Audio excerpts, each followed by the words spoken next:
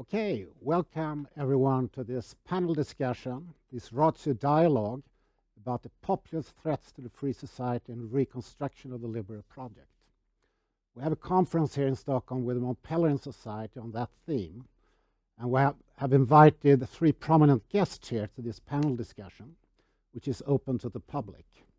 First of all, we have Professor Deirdre McCloskey from the University of Illinois at Chicago, professor of economics, English, history, and communications, I believe.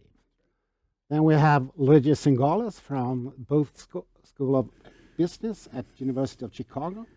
And we're also expecting in a few minutes from the Arlanda Airport, Timur Kuran from Duke University, where he's a professor of economics, political science, and Islamic thought. And the theme here for today is, of course, populism. We see a rise of populism in many countries in the world. In Europe, in Latin America, we've seen it for a long time. North America, I believe, and some Asian countries like the Philippines. So my first question to you is, how should we interpret these developments? In Europe, for example, we see both left-wing and right-wing populism. We see in the polls, even in parliaments, 10, 20, sometimes over 50% of the electorate supporting these kind of parties.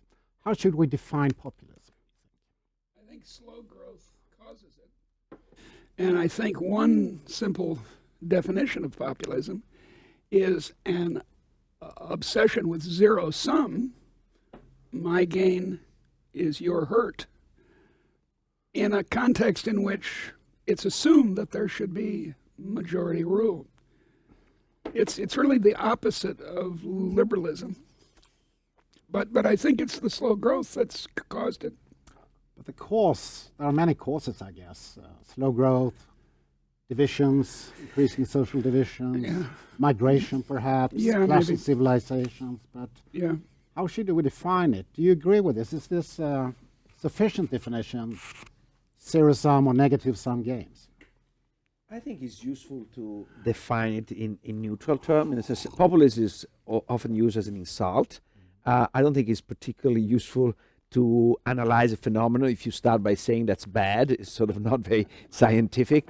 So if I try to sort of look at various definitions and see what it is that is sort of neutral and characterizes populism, and I think is a desire of unfiltered application of the will of the people. So democracy is, in a sense, as the term, I shouldn't say that in front of her, but is demos, is people. So a populist is the Latin root of democracy. Maybe a good thing even. No, demos is Greek, but populist as the Latin version of demos. Il popolo. Yeah. And so I think there is this sense of unfiltered will of the people. I agree. And I think arises when the elite, whatever, or the ruling class, whatever you want to call it, has failed. And I think that we talk a lot about populism. I think we should talk about the flip side of populism, which is elitism.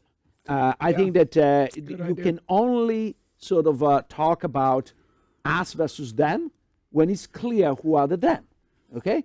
And so the populists arise when it's clear to say who is the elite. Although I would argue that it can also be simply persuasive, even if not true. Even if the elite is composed of saints and wise people who actually want to help everybody, if a populist politician can claim that they're those pointy-head intellectuals, those people with university degrees and so forth. Yeah, but I think that there is always a supply, and it's a question of demand and supply. There is always a supply of populism. I agree. And people have attempted to do that many times. Yeah. I think they tend to succeed when this narrative has some basis. Yeah, when the narrative has not any base. Let me come back to some of these issues. But is the critique against the elites valid? Well, in these days? that's what I'm saying. I think it varies greatly from country to country.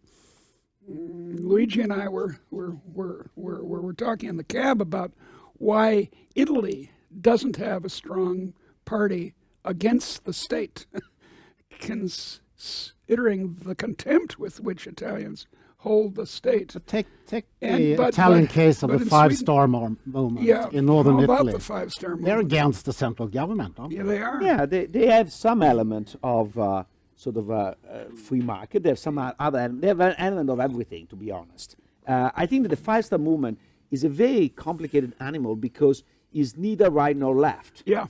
And the only thing we should be thankful to it is that if it didn't exist, we will have a Le Pen kind of party at 30%. Yeah. So I think that there is something that we should be thankful for, and this is that they somehow capture some of the discontent for the existing elite. And Yeah. I think that when you say not everywhere, I would like to know from Deirdre, what is the country where the elite is not failing?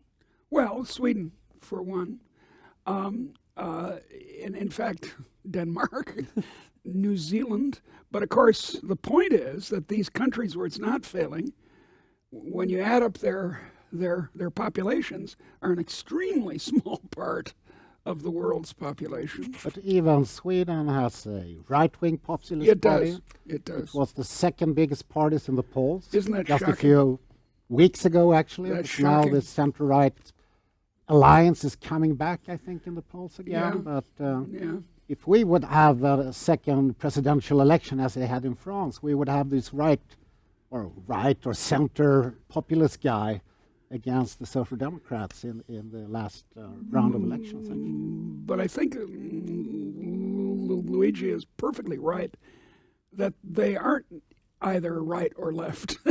That's what's odd about these things. This guy in the Philippines, if you point to him, you can clearly see he's a populist, but he isn't drawing on standard ideologies of left or right at all.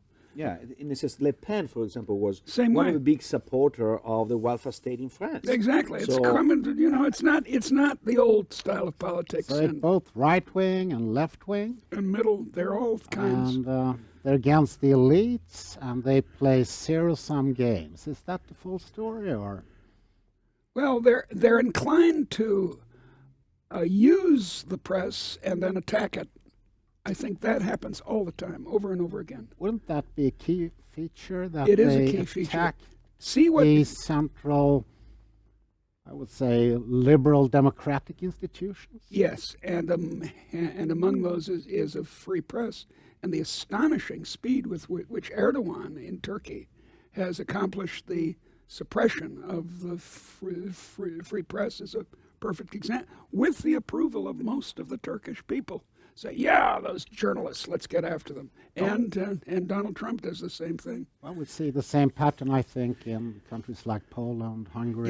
Yeah, very much so. Perhaps the Czech Republic. Very we much see so. about It's that. so dangerous. It's so sad. You mentioned Trump. That's Yeah, always please. controversial, of course. But, let's take public discourse in the U.S. You both live there. Is it going the right way, or is it deteriorating? It's this hard, what is it, a third or a quarter of the people who are low information voters who only watch Fox News, so-called, and don't know anything. They're the ones who are loyal, very surprisingly, to this brash, ignorant fellow from Queens. But they're so fervent that he can rely on, or at least he can threaten ordinary Republicans in the ill-advised primaries we have in the United States. Yeah, well, let's stay with the public discourse and the free press. I think that you are missing a bigger factor. And so as much as I dislike Trump, I think there is a real problem that Trump gives at least voice, if not a solution. And the real problem is that globalization has distributed the gains in a very unfair way. I don't and think a so. big chunk of the population has been left out and has been completely ignored by the political system. In 2011, I ran a survey, and I discovered that not only Republicans were anti-free trade, but the Tea Party was more anti-free trade than the average Republican. And just a second, and who in the Republican Party represented those views? Nobody. Nobody. Why? Because in the Republican Party, you tend to have the money primaries. Exactly. So you go first to Adelson. Adelson sure. decides whether sort of you have the blessing, and if you have to pass through that system, you're going to distort the preference of the people. So Trump is the only one with the notoriety who was able to bypass that and reach to those voters who are very loyal because they feel completely disenfranchised. And they were criticized for the established elites. They didn't listen to these people. And, But once again, I think there's a very important gap, and it's true in all kinds of politics, between what is actually the problem and what the politicians say the problem is, or the non-elites say. They say the problem is those damn foreigners, either immigrants or through trade. But as you know, most of the jobs lost in the United States and Sweden and everywhere else are lost to improvements in the way we do things. In the year 2000, according to the census, there were 130,000 Americans employed in video stores. But anyway, we have these causes: immigration, free trade, maybe fear of globalization. Yeah, fear of it. Structure, economics, restructuring, and so on. That may be the thing. But let me come back to the free press and the public discourse, which I think is essential in a democracy. I agree. If you want to avoid these negative-sum games. And, now we have a professor of political science coming here, Timur Kuran from Duke University. You're much welcome. You came in a cab from the airport. Glad to be here. Missed the beginning, though. We started out a little bit on how to define populism. And these two economists gave very... I'm an economist, too, by the way. We're all three economists. We all admit to it. Yes. But we're also an economist. You're also political scientists. We're all more than economists. Correct. And Yes. I'm a political Economist plus. scientist. And it seems to me that we have lacked here a discussion a bit about the democratic, institutions of a constitutional democracy. I would say independent court, the rule of law, and these kind of things. How does that fit in your opinion, to these populist threats that we are discussing here? The populists are more willing than others to admit that they would like to put aside the rule of law, that the rule of law has not worked for them. They are quite willing to advocate going around the institutions that Democrats have respected. We see this in the United States today with Trump, and his supporters accept his willingness to tamper with the courts. If he fired Mueller today, He fired... if he did, there would be many supporters. Erdogan in Turkey has repeatedly said that the institutions of the Republic and the democratic institutions were set up to benefit the elites, and they were set up against the interests of the common people. Yeah. Poland, Hungary would be the same story. They fit the same story. Russia also. Yeah, but why all of a sudden around the world, everywhere, now people say that? Because they don't see the benefits. I think that in the past, there were crazy people that were advocating this, and they were dismissing, at least in most of Europe and the United States, because the system was delivering. And today, the system is not delivering for the vast majority of people, and at the top, there is a lot of corruption. Let's not forget that in front of Donald Trump, we had Hillary Clinton, for Christ's sake, which is the example of everything that is wrong in American politics. I don't think so. I certainly do do not agree with that about that characterization of her. I don't think she was a saint, but she's not everything that's wrong in The American Clinton politics. Foundation? Oh, come on. No. That's you're. We shouldn't get into the details, I think, of American This politics. is not a detail. So It's it's a more very a- important point. No, but I think I you're, think corruption I think you're right. is an issue. That's for But sure. it always is an issue. The rule of law except in is Sweden. Yeah. Well, we have our own problems. I Oh, can tell you little that. problems. Timur, you're There's a bigger issue here, which is that the mainstream parties in the United States and in other countries are big tents. Yeah. They have many constituencies. They make promises to all of these. Look at the Democrats. Of course, they have various racial and ethnic minorities. Yeah. Of course, they have feminists. They have workers, and they make promises to all of them. Or they had Of course, workers. they can. Of course, they cannot keep the Yeah. promises to all of them. And the same is true with the Republican Party. So the people, the populists, who have, and in the Republican Party, of course, you have the big business, and then you have the evangelicals, and their interests are not necessarily aligned. The populists in the two parties, Sanders and Trump, are people who are not strongly attached to any party. Yeah. That's right. important.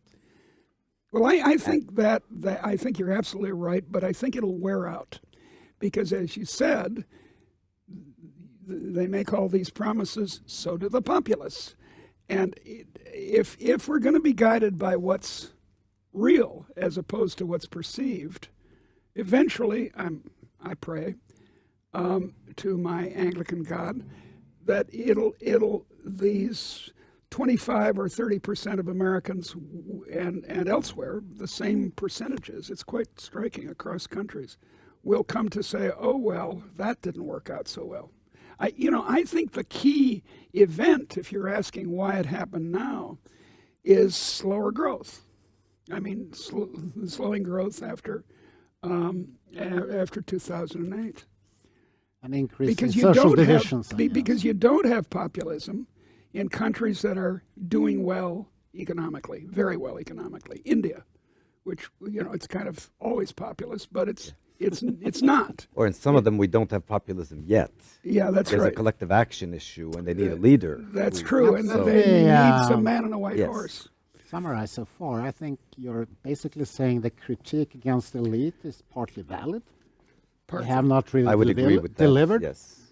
Economic policies have not been implemented in the right way, not the right Yeah. policies. Yeah, That's right. It's not only valid because they don't deliver growth. It's valid also because I think that the elite is corrupt and is even. So let's take Europe, for example.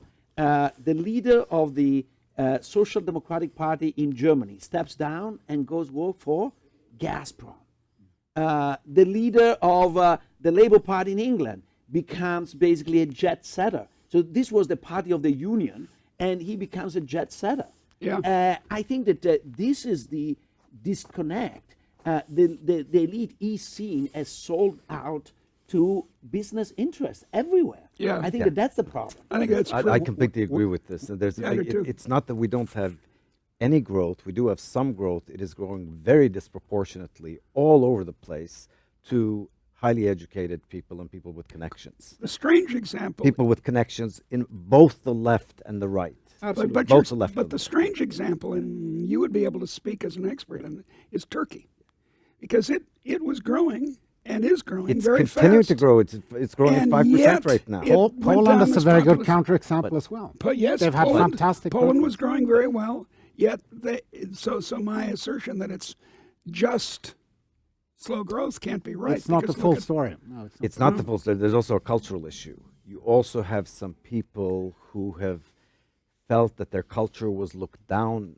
Yeah, that's for upon, sure. that that their culture wasn't taken seriously, Yeah. that they were even treated as subhuman by the educated elites. Turkey fits the case. Yeah, yeah. Erdogan's followers are pious people who feel that their Yeah, yeah. religion was put down for Yeah, yeah. a whole century. Yeah. Trump supporters Oh, are that's clear people there. who feel that the fact that they own guns, their religion that is put down Hillbilly routinely. elegy.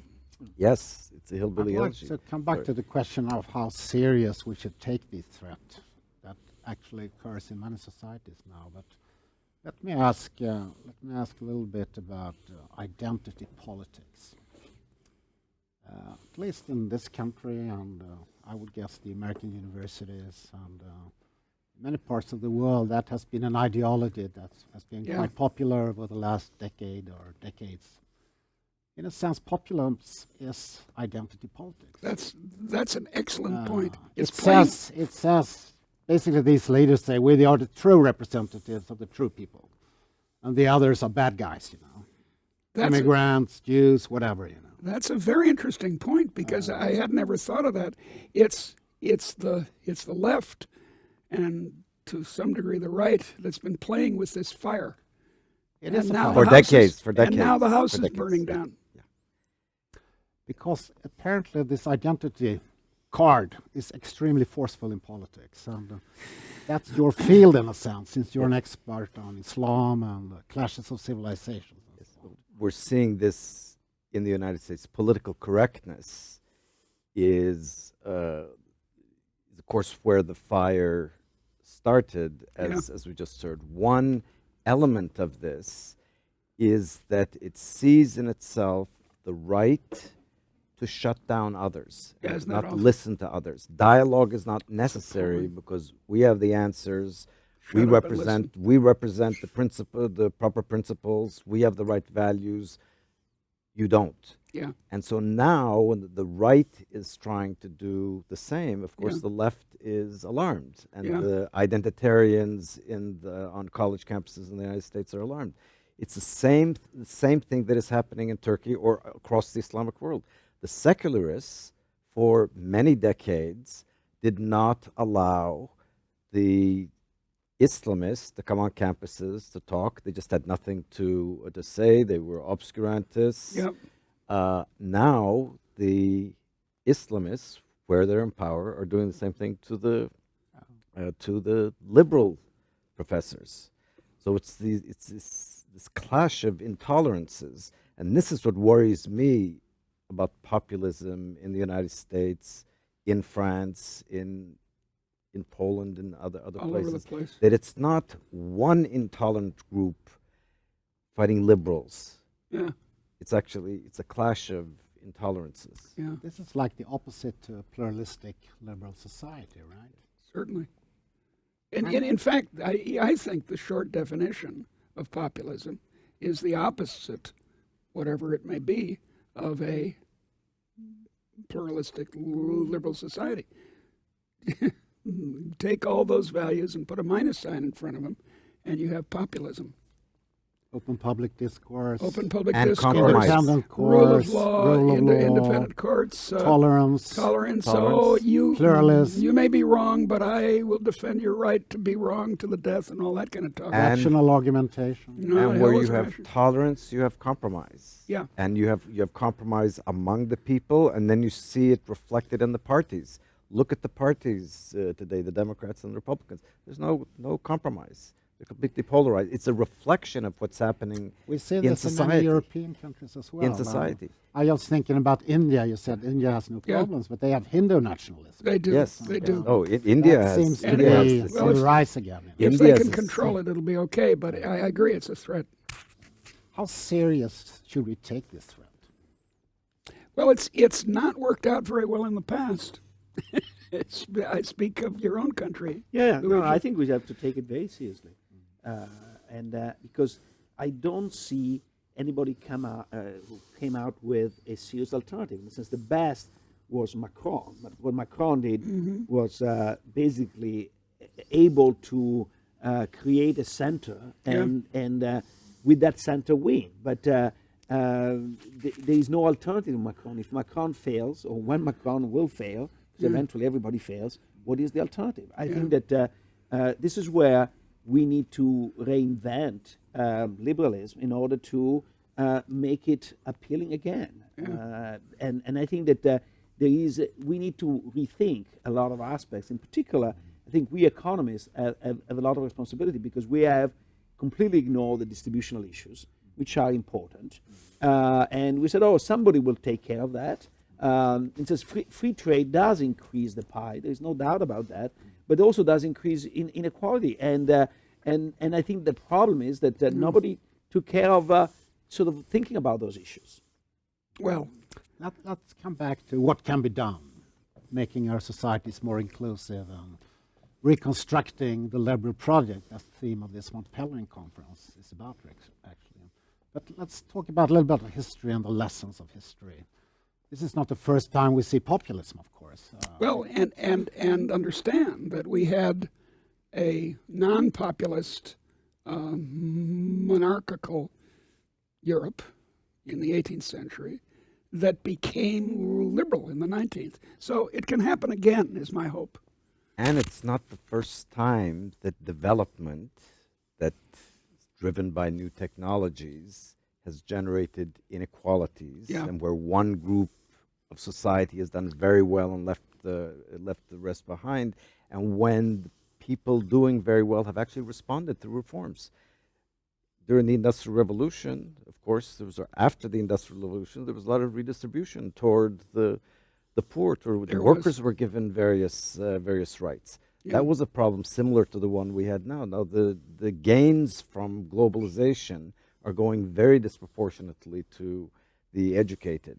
And we need to start bringing in, sharing the benefits with others. I completely agree that the economics profession has failed, I think, academia by not paying enough attention to distribution and redistribution issues.